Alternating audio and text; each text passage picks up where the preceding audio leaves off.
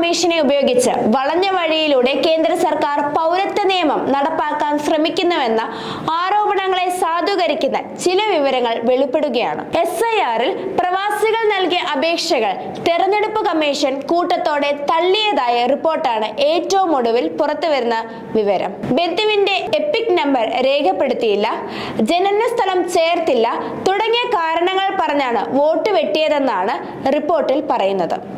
ഇതോടെ നിരവധി പേരാണ് വോട്ടർ പട്ടികയിൽ നിന്ന് കൂട്ടത്തോടെ പുറത്താക്കപ്പെടുന്നത്. വിവരങ്ങൾ നൽകാൻ തെരഞ്ഞെടുപ്പ് കമ്മീഷന്റെ വെബ്സൈറ്റിൽ ഓപ്ഷനും ഉണ്ടായിരുന്നില്ലെന്ന് അപേക്ഷകർ പറയുന്നു.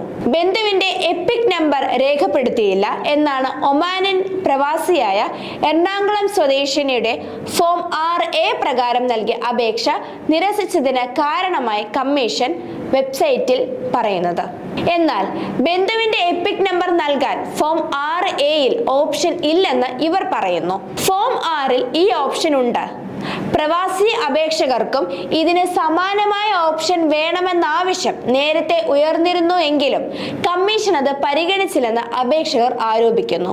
ഇപ്പോൾ അതേ കാരണം പറഞ്ഞ് അപേക്ഷകൾ തള്ളുകയാണ്.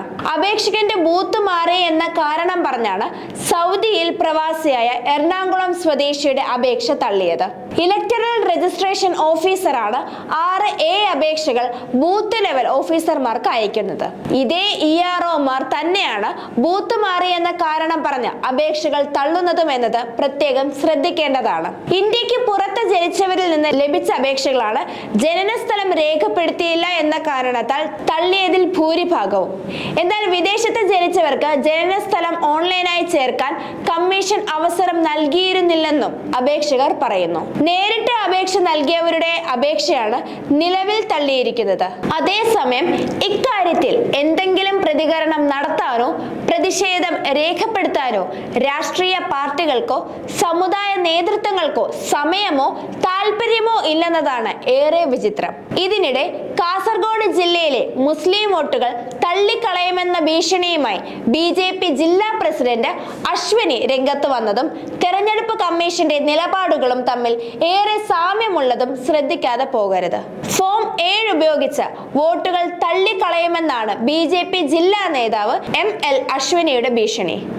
ഫോം 7 ഉപയോഗിച്ച് വ്യാജ പരാതി നൽകിയ സംഭവത്തിൽ കാസർഗോഡ് BJP ജില്ലാ സെക്രട്ടറിക്കെതിരെ നിയമ നടപടി സ്വീകരിക്കുന്നതിനിടെയാണ് പ്രസിഡന്റിന്റെ രംഗപ്രവേശം. ഇന്ത്യൻ പൗരനല്ലെന്ന് ചൂണ്ടിക്കാട്ടി മഞ്ചേശ്വരം മണ്ഡലത്തിലെ പൈവളിക സ്വദേശി മുഹമ്മദിനെതിരെ ഫോം 7 പ്രകാരം BJP ജില്ലാ സെക്രട്ടറി ലോകേഷ് ലോണ്ട നൽകിയ പരാതി വ്യാജമെന്നാണ് കഴിഞ്ഞ ദിവസം കണ്ടെത്തിയിരുന്നു.